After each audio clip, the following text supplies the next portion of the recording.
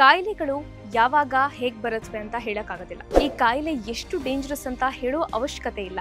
ಕ್ಯಾನ್ಸರ್ನಂತಹ ಕಾಯಿಲೆಗಳನ್ನ ತಡೆಯೋದಿಕ್ಕೆ ಆಗೋದಿಲ್ಲ. ವಿಶ್ವಾದ್ಯಂತ ಲಕ್ಷಾಂತರ ಮಂದಿ ಕ್ಯಾನ್ಸರ್ನಿಂದಾಗಿ ಪ್ರತಿದಿನ ಸಾವನ್ನಪ್ತಾ ಇದ್ದಾರೆ. ಒಂದ್ಸಲ ಈ ಕ್ಯಾನ್ಸರ್ ಬಂತು ಅಂದ್ರೆ ಜೀವನ ಪರ್ಯಂತ ನರ್ಕ ಅನುಭವಿಸಬೇಕು ಅನ್ನೋದು ಗೊತ್ತೇ ಇದೆ. ವೈದ್ಯಕೀಯ ಜಗತ್ತಿಗೆ ದೊಡ್ಡ ಸವಾಲೇ ಆಗಿದೆ.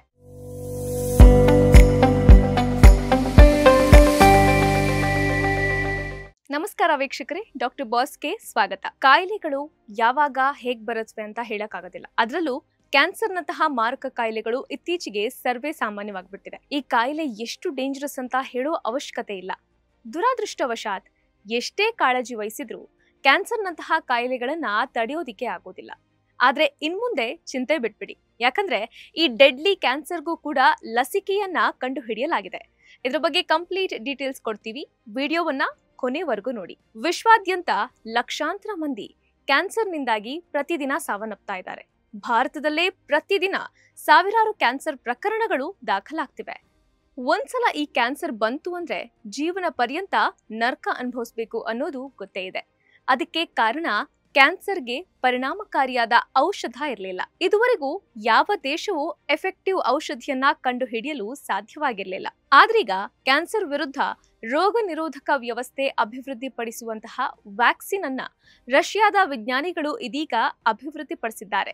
mRNA ತಂತ್ರಜ್ಞಾನ ಬಳಸಿಕೊಂಡು ಈ ವ್ಯಾಕ್ಸಿನ್ ಅನ್ನ ಅಭಿವೃದ್ಧಿಪಡಿಸಲಾಗಿದೆ. ಈಗಾಗಲೇ 43 ಜನರ ಮೇಲೆ ಈ ಪ್ರಯೋಗವನ್ನ ಮಾಡಲಾಗಿದ್ದು, ವ್ಯಾಕ್ಸಿನ್ ಪೂರ್ವ ಕ್ಲಿನಿಕಲ್ ಟ್ರಯಲ್ನಲ್ಲಿ 100% ಪರಿಣಾಮಕಾರಿಯಾಗಿ ಮತ್ತು ಸುರಕ್ಷಿತ ಅಂತ ಸಾಬೀತಾಗಿದೆ. ರಷ್ಯಾ ಸರ್ಕಾರ ಈ ವ್ಯಾಕ್ಸಿನ್ಗೆ ಇನ್ನೂ ಕೂಡ ಅಂತಿಮ ಒಪ್ಪಿಗೆ ನೀಡಿಲ್ಲ. ಸಪೋಸ್ ಅನುಮೋದನೆ ಸಿಕ್ಕರೆ ಇದು ವಿಶ್ವದ ಮೊದಲ ಕ್ಯಾನ್ಸರ್ ಲಸಿಕೆ ಆಗಲಿದೆ. ಈ ವ್ಯಾಕ್ಸಿನ್ ನ ಹೆಸರು ಎಂಟರೋಮಿಕ್ಸ್. ಕೋವಿಡ್-19 ವ್ಯಾಕ್ಸಿನ್ ನ ಮಾದರಿಯಲ್ಲೇ ಇದನ್ನ ಕೂಡ ಡೆವಲಪ್ ಮಾಡಲಾಗಿದೆ. ಈ ವ್ಯಾಕ್ಸಿನ್ ಅನ್ನ ಪೂರ್ವ ಕ್ಲಿನಿಕಲ್ ಟ್ರಯಲ್ ನಲ್ಲಿ ದೊಡ್ಡ ಕ್ಯಾನ್ಸರ್ ಟ್ಯೂಮರ್ಗಳನ್ನ ಹೊಂದಿರುವ ರೋಗಿಗಳ ಮೇಲೆ ಪ್ರಯೋಗ ಕೂಡ ಮಾಡಲಾಗಿದೆ.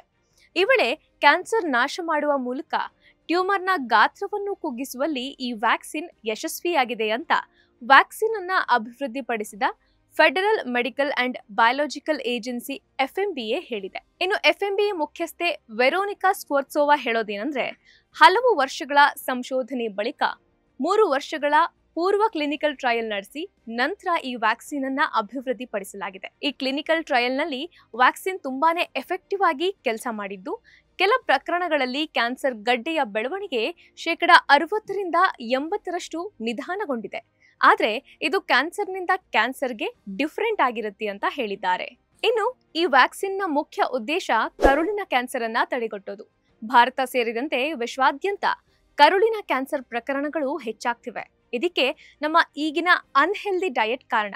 ಹಾಗೆ ಮೆದುಳಿನ ಕ್ಯಾನ್ಸರ್, ಸ್ಕಿನ್ ಕ್ಯಾನ್ಸರ್, ಕಣ್ಣಿನ ಕ್ಯಾನ್ಸರ್, ಈ ರೀತಿಯ ಹಲವು ಕ್ಯಾನ್ಸರ್ಗಳನ್ನ ತಡೆಗಟ್ಟೋದಿಕ್ಕೆ ಎಂಟರೋಮಿಕ್ಸ್ ವ್ಯಾಕ್ಸಿನ್ ಸಹಕಾರಿಯಾಗಲಿದೆ. ಅಂದಹಾಗೆ ನಿಮಗೆ ಗೊತ್ತಾ, 200ಕ್ಕೂ ಹೆಚ್ಚು ರೀತಿಯ ಕ್ಯಾನ್ಸರ್ಗಳಿವೆ. ಕೆಲವೊಮ್ಮೆ ಉತ್ತಮ ಜೀವನ ಶೈಲಿ ಇದ್ರೂ ಕೂಡ ಯಾವಾಗ ಯಾವ ಕಾರಣಕ್ಕೆ ಕ್ಯಾನ್ಸರ್ ಎಂಬ ಮಾರಣಾಂತಿಕ ರೋಗ ತಗಲುತ್ತೆ ಅಂತ ಹೇಳೋಕ್ಕಾಗೋದಿಲ್ಲ.